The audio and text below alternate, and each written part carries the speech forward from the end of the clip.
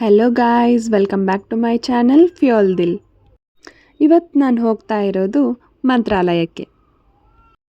ಒಂದು ವೀಕೆಲ್ಲ full work ಮಾಡಿದ ಮೇಲೆ ಸ್ವಲ್ಪ ಬ್ರೇಕ್ ತೊಗೊಳ್ಳೋಣ ಅಂತ ನಾನು ಮತ್ತು ನನ್ನ ಫ್ಯಾಮ್ಲಿ ಮಂತ್ರಾಲಯಕ್ಕೆ ಬಂದ್ವಿ. ಸೊ ಇಲ್ಲೇ ಒನ್ ಡೇ ಸ್ಟೇ ಮಾಡಿದ್ದಕ್ಕೆ ರಾತ್ರಿ ಮತ್ತು ಬೆಳಗ್ಗೆ 2 ಸಲ ದರ್ಶನ ಮಾಡೋಕ್ಕೆ ಸಿಕ್ತು ನಮಗೆ. ಇಲ್ಲಿ ಟೆಂಪಲ್ ರೂಮ್ಸ್ ಸಹ ಇದ್ದಾವೆ, ಅವನ್ನ ಬುಕ್ ಮಾಡ್ಕೋಬೋದು ನಾವು ರಾಘವೇಂದ್ರ ಸ್ವಾಮಿ ಅವರ ಮಂತ್ರಾಲಯದ ವೆಬ್ಸೈಟ್ ಒಳಗೆ. ಇಲ್ಲ ಅಂದರೆ ನಮಗೆ ಪ್ರೈವೇಟ್ ಲಾಡ್ಜಸ್ಸು ಸಿಗ್ತವೆ. ರಾತ್ರಿ ದರ್ಶನದೊಳಗೆ ನಮಗೆ ಟೆಂಪಲ್ಸ್ ಫುಲ್ಲೆಲ್ಲ ಗೋಲ್ಡನ್ ಲೈಟ್ಸಿಂದ ಹೊಳೆಯೋದು ಕಾಣಿಸ್ತಿತ್ತು. ಸೊ ನೀವು ರಾತ್ರಿ ದರ್ಶನ ಮಾಡ್ಕೊಳ್ಳೋದನ್ನು ಮಿಸ್ ಮಾಡಬಾರ್ದು, ಬಿಕಾಸ್ ಇವಾಗಲೇ ನಮಗೆ ಫುಲ್ ಪೀಸ್ ಫೀಲ್ ಆಗುತ್ತೆ. ನನಗೂ ಮುಂಚೆ ರಾಘವೇಂದ್ರ ಸ್ವಾಮಿಗಳ ಬಗ್ಗೆ ಏನೂ ಗೊತ್ತಿರಲಿಲ್ಲ, ಆದರೆ ಇವಾಗ ರೀಸೆಂಟಾಗಿ ರಿಸರ್ಚ್ ಮಾಡಿದ್ಮೇಲೆ ಗೊತ್ತಾಯಿತು. ರಾಘವೇಂದ್ರ ಸ್ವಾಮಿಗಳು 1595ರಲ್ಲಿ ತಮಿಳುನಾಡಿನ ಭುವನಗಿರಿಯಲ್ಲಿ ಜನಿಸಿದರು. ಆಗ ಇವ್ರ ಹೆಸರು ವೆಂಕಟನಾಥ್ ಅಂತ ಆಗಿತ್ತು.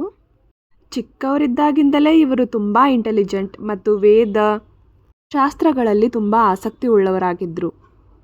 ನಂತರ ಅವರ ಕಲ್ಯಾಣ ಸರಸ್ವತಿ ಎಂಬ ಹುಡುಗಿಯ ಜೊತೆ ನಡೆಯುತ್ತದೆ. ಆ ಸಮಯದಲ್ಲಿ ಇವರಿಗೆ ಬಡತನದಿಂದ ಇವರ ಪರಿಸ್ಥಿತಿ ಅಷ್ಟು ಚೆನ್ನಾಗಿರಲ್ಲ, ಆದರೆ ಇವ್ರು ಮಾತ್ರ ದೇವ್ರ ಮೇಲಿನ ನಂಬಿಕೆ ಬಿಟ್ಟಿರಲ್ಲ.